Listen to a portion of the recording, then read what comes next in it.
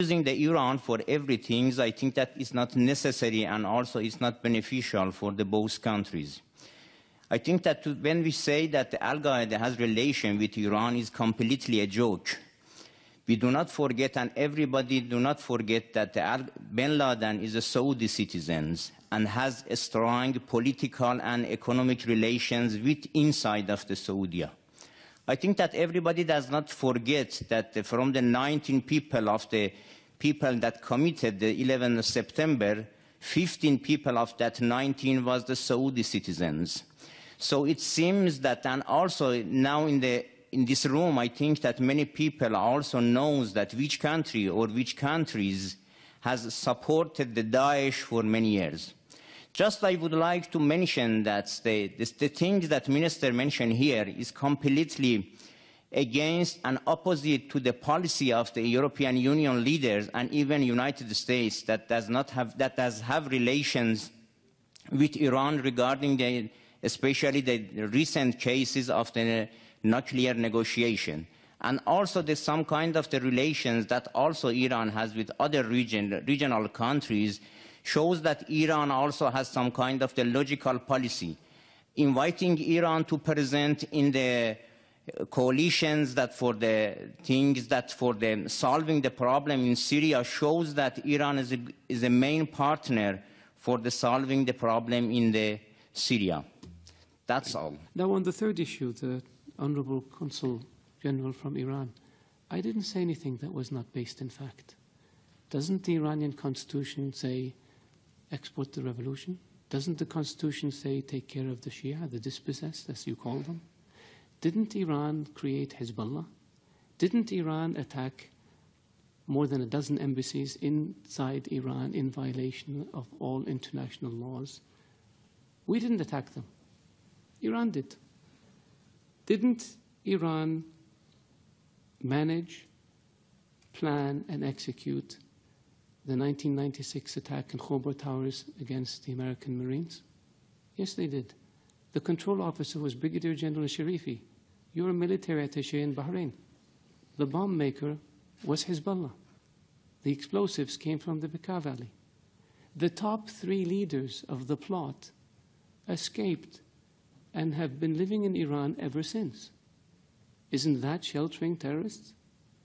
One of them we captured last year in Lebanon with an Iranian passport, not a Saudi passport, even though he's a Saudi citizen. Isn't that aiding and abetting terrorists? We didn't make this up. When the explosions in Riyadh happened in 2003, Saif al-Adhan was in Iran along with Saad bin Laden, the chief propaganda person for Al-Qaeda, and 4 or 5 other people, senior leaders. Iran harbored them and protected them. We asked for them to be extradited. It was refused. Some of them are still in Iran. We didn't invent this. This is the fact.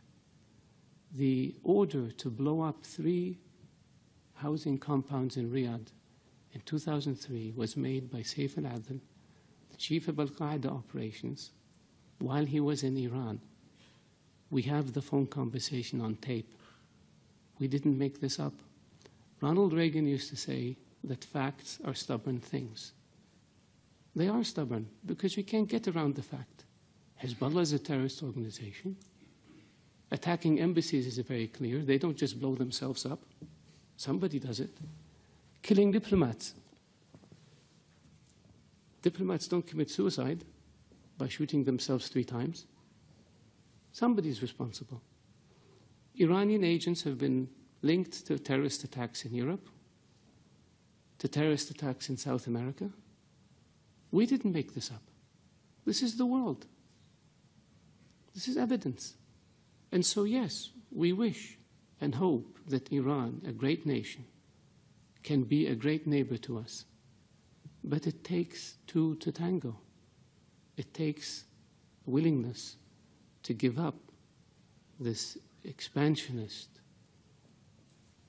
aggressive policies and return to international norms and behaviors if you want people to deal with you.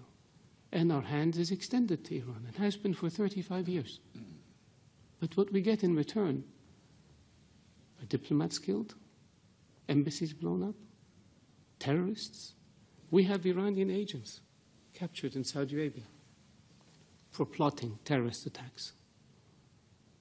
We stopped 4 shipments of weapons that Iran was trying to smuggle to the Houthis in Yemen.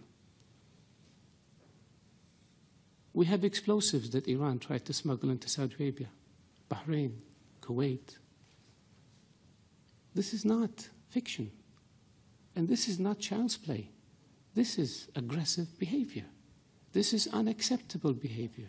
This is behavior that violates all norms of international behavior and international law. That's why Iran is designated as a state sponsor of terrorism, and that's why Iran is sanctioned for its support of terrorism, not by us, by the international community. So could it be that the whole world is wrong and Iran is right? Could it be that maybe international law that says peaceful relations and non-interference in the affairs of others is wrong, and Iran's approach of aggressively pursuing your objective, irrespective of how you do it, is correct? I don't think so. So if you want a Saudi official to not be critical of Iran, behave in a way that doesn't expose you to criticism. And so far, your history has been one of death and destruction, disregard for international law, and disregard for principles that have existed since the advent of nations, which is good neighborliness and non-interference in the affairs of others.